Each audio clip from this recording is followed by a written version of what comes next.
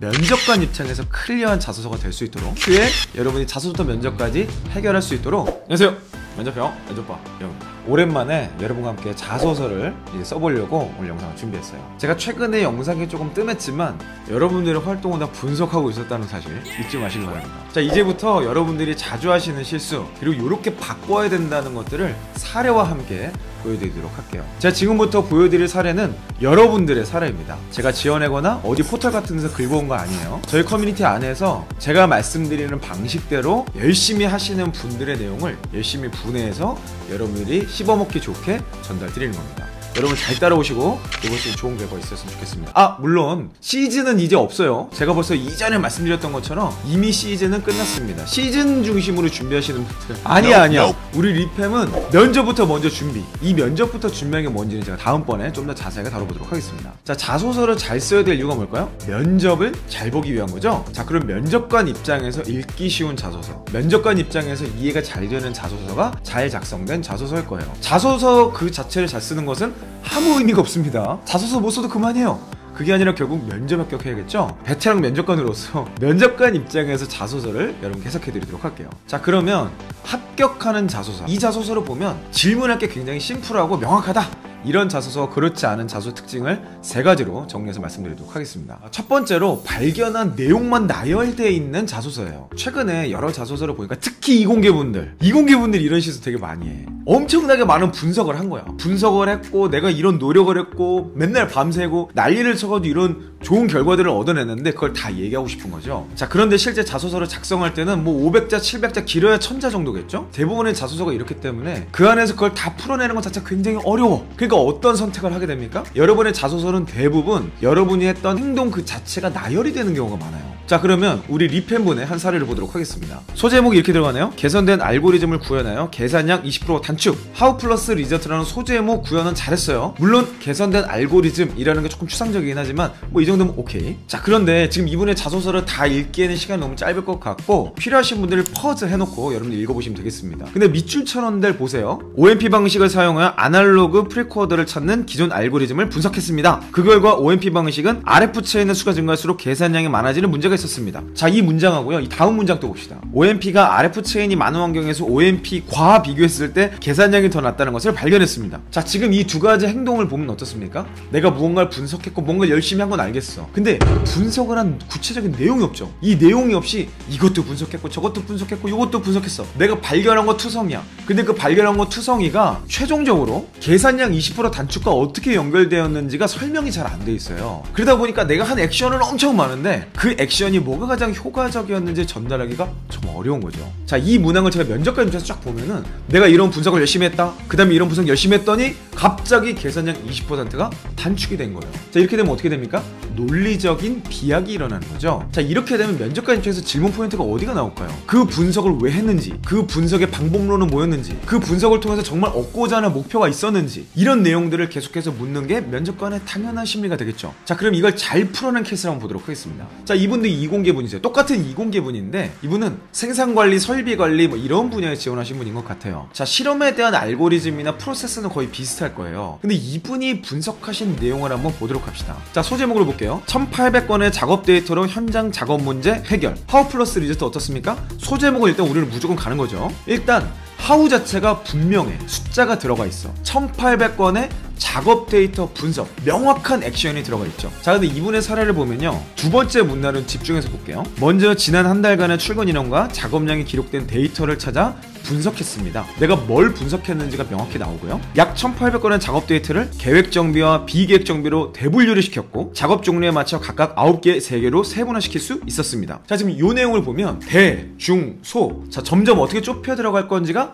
드러나고 있죠. 이후 작업별로 평균 소요 시간을 대입시켜 총 작업 시간을 약식으로 산출할 수 있었고 이를 총 근무 시간으로 나누어 월 평균 1일 작업량을 계산하게 되었습니다. 자, 지금 여기까지만 봐도 이분의 분석이 뭔가 한쪽 방향으로 일목요연하게 들어가는 걸 알 수 있어요. 자, 요 첫 번째 케이스를 보면서 제가 여러분께 강조드리고 싶은 포인트는 뭐냐면요, 여러분들이 많은 액션을 했을 겁니다. 근데 그 중에 가장 결과물에 영향을 준 액션, 가장 의미 있었던 액션 한 개를 꼽아내고 그 액션을 좀 더 디테일하게 설명하는 게 좋은 자소서라는 거예요. 많은 활동을 하지만 여러분이 많은 이야기를 할 할수록 면접관 입장에서 어때요?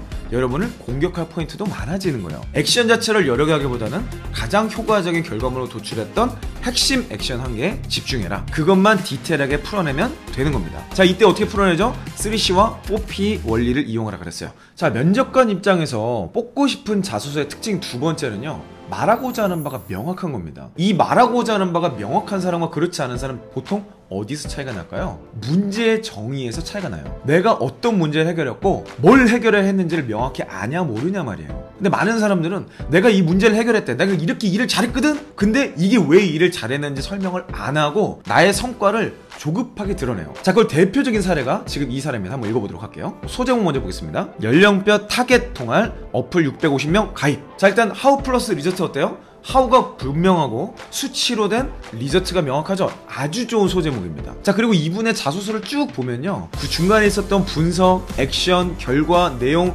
논리 전부 다 좋아요. 그런데 참 안타까운 실수 하나를 했어요. 첫 번째 줄을 보면 어떻게 표현되어 있습니까? 금융권 직무체험 당시 3일간 어플 500명 가입이 목표였습니다. 자, 우리가 3C와 4P라는 원리에 의해서 이건 컴퍼니에 해당이 되죠. 그건 맞아요. 그런데 500명이 목표였습니다 라고만 딱 던져지면 이게 뭔가 좀 아쉽죠. 저 같은 면접관이면 바로 이걸 딱 보는 순간 이렇게 질문할 것 같아요. 왜 500명이 목표였나요? 왜 1000명으로 하지 않았나요? 왜 10,000명으로 하지 않았나요? 이런 얘기를 할 수 있는 거예요. 그러니까 500명이 왜 500명이었는지를 비교 수치만 넣어줬더라도 굉장히 좋은 자소서가 됐을 것 같아요. 그러면 더 이상 여기에 질문할 거리가 없어요. 자, 이 문장 앞뒤로 이 상황에서 뒤에 한 줄만 더 들어가서 됐을 것 같아요. 당시 500명의 목표였습니다. 그 이전에 동일 기간에 500명을 넘은 적이 없었기 때문입니다. 내지는 500명을 달성해야 이 정도의 전환이 일어났기 때문입니다. 이런 어떤 근거 수치가 한 줄만 들어갔더라도 이 500명이라는 목표 자체가 굉장히 도전적일 수 있어 보일 것 같고요, 비교적으로 우위에 있었다라고 전달할 수 있을 것 같았어요. 자, 이럴 때 사용하는 게 3C 원리의 컴피티터죠. 경쟁사의 수치와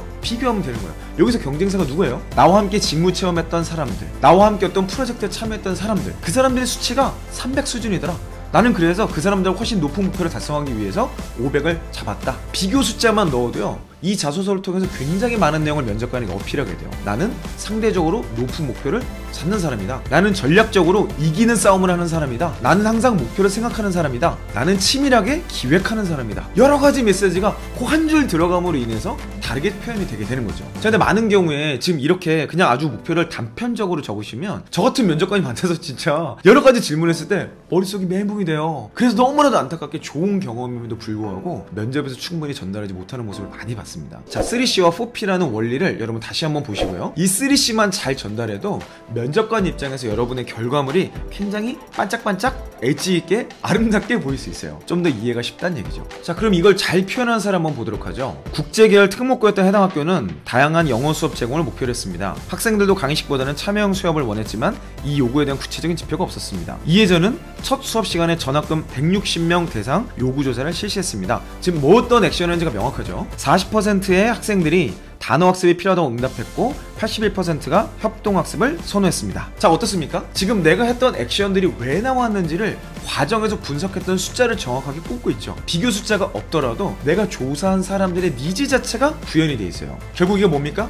고객의 니즈? 비교를 했건 어쨌건 내가 해결해야 될 문제의 정의가 숫자로 설명이 되어 있는 거죠. 또 이렇게 얘기하면은 제 경험은 수치화할 수 없어요, 제 경험은 숫자를 못 만들어요, 이렇게 얘기하시는 분들이 있더라고요. 여러분, 수치화는 못하는 게 아니에요. 방법을 몰라서 안 하는 거지. 수치화에 대한 방법은 다른 영상에서 깊이 있게 다뤄보도록 하겠습니다. 방법으로 알면 굉장히 심플합니다.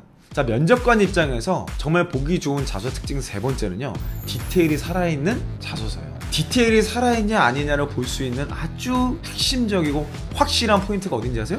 소제목입니다. 소제목에 하우 플러스 리저트라고 그랬죠? 이 하우의 디테일을 보면 이 뒤에 있는 자소서 내용까지 다 보여요. 그러니까 소제목을 써야 돼 말아야 돼? 당연히 써야지. 아니, 소제목을 쓰면 무조건 좋아요. 근데 왜 안 쓰죠? 소제목을 안 써도 되는 거는 그냥 여러분의 자기 만족이야, 자기 위안이야. 소제목 쓰는 게 어렵죠? 3C와 4P로 분해해보세요. 그 중에 4P의 두 가지 요소만 뽑아내면 하우 플러스 리저트로 그냥 나옵니다. 자, 요 파트에서는요, 인문계 분들이 자주 하시는 실수를 한번 보도록 할게요. 인문계 분들이 아무래도 마케팅 또는 경영, 영업 뭐 이런 쪽이 많다 보니까 고객 니즈, 고객 분석, 고객 조사 이런 단어를 굉장히 많이 써요. 물론 제가 그런 걸 해야 된다고 얘기해서 그런 것도 있겠죠? 그런데 그렇다고 해서 그 내용 자체를 적으면 굉장히 뻔한 자소서가 됩니다. 자, 내용을 한번 보도록 할게요. 고객 분석을 통한 타겟 측 변경으로 전날 대비 판매량 2배 증가. 고객 분석을 어떻게 했는지가 하우겠죠. 고객 분석을 해서 찾아낸 액션 아이템이 하우로 올라와 줘야 돼요. 그게 없이 그냥 고객 분석을 했다, 이건 누구나 하는 거고, 했는지 안 했는지 알 수가 없어요. 고객을 그냥 한번 쳐다봐도 고객 분석이고요, 고객 인터뷰를 해도 고객 분석이에요. 자, 어디까지 해봤냐에서 여러분의 집요함과 여러분의 목표 달성 능력이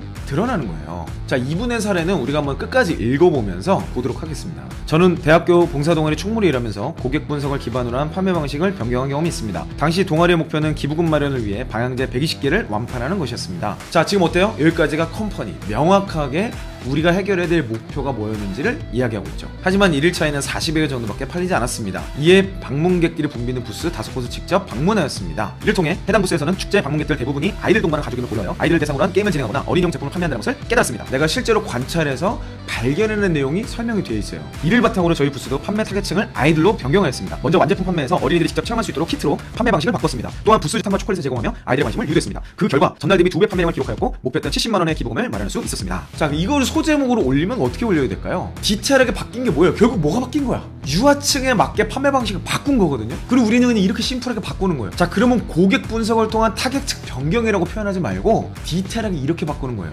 유아층에 맞게 변형한 체험형 판매 방식으로 인한 방향제 완판. 어때요? 굉장히 심플하고 내가 하고자 했던 말이 다 들어가죠. 하우도 디테일하고 결론도 완판이라는 의미로 전달이 돼요. 자, 방향제 완판 이거 어때요? 영업, MD, 기획 다 쓸 수 있는 필살기 항목이 분명하죠. 자, 뻔하지 않은 자소서의 특징은요, 자소서를 쉽게 쓰는 겁니다. 여러분이 적을 땐 어려울 수 있어요. 하지만 듣는 사람, 보는 사람 입장에서 쉽고 명쾌한 거. 자, 그거는요, 여러분의 자소서가 일목요연한 구조를 가지고 있을 때, 일목요연하게 전달할 때라는 거 절대 잊지 않으셨으면 좋겠어요. 자, 앞으로도 저는 여러분의 자소서를 면접관 입장에서 클리어한 거, 그냥 자소서 전혀 합격하는 이런 수준 말고 면접관 입장에서 클리어한 자소서가 될 수 있도록, 자, 그래서 한 큐에 여러분이 자소서부터 면접까지 해결할 수 있도록 계속해서 지원하도록 하겠습니다. 여러분이 취업을 준비하시는 과정에서 어려움을 겪고 계신 것들은 아래 고정 댓글에 있는 이메일로 여러분의 스토리를 보내주세요. 그 스토리를 저희가 재구성해서 딱 맞는 솔루션을 제공해 드리도록 하겠습니다. 물론 모든 분들의 사례를 다 다룰 수는 없어요. 최대한 많은 분들이 공통적으로 어려워하시는 내용들을 더욱더 디테일하게, 더욱더 여러분의 맞춤식으로 제공해 드리도록 하겠습니다. 여러분, 할 수 있습니다. 이건 안 되는 거야, 이건 못하는 거야, 그 수준에 머물지 말자고요. 우리는 할 수 있는 방법을 찾으면 그만이에요. 그러면 모든 사람들이 할 수 없는 거니까 수치화를 안 하고, 모든 사람들이 할 수 없는 거 경험이 없어도 여러분들은 경쟁 우위를 가질 수 있겠죠. 계속해서 우리 한번 도전해 보도록 합시다. 여러분의 성공 취업과 멋진 커리어를 위해서 함께 하도록 하겠습니다. 여러분, 파이팅 하세요. 이상 이영이었습니다.